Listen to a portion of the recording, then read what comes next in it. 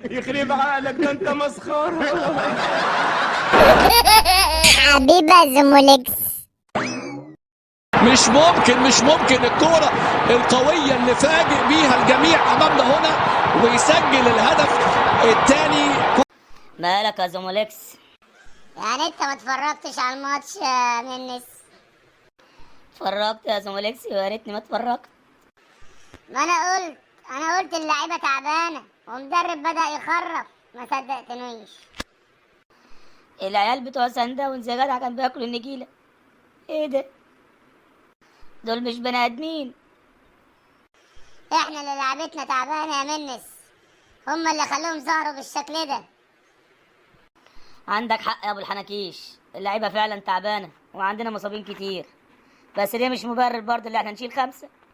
انا مش زعلان في الماتش كله الا للجون التالت. الواد شايطها من 200 متر يا جدع، والشناوي واقف بيتفرج عليها. الشناوي خلاص راحت عليه.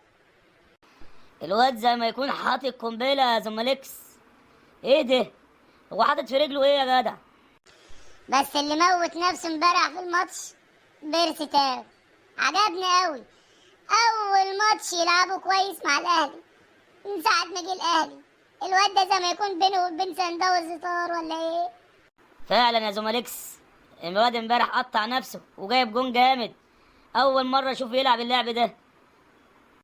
لا بس الاهلي عايز خط دفاع، الخط الدفاع بتاعه متدمر. رامي ربيعه ده ما يلعبهاش تاني، ولا ياسر ابراهيم. العيال تتركن على الرف، ما يستحقوش يلعبوا في الاهلي اساسا. عندك حق يا ابو الحناكيش، فعلا انت المفروض يمسكوك الاهلي يا جدع. مع الخطيب قال لي، بس انا اللي مرضتش. يخرب عقلك، ده انت مسخره.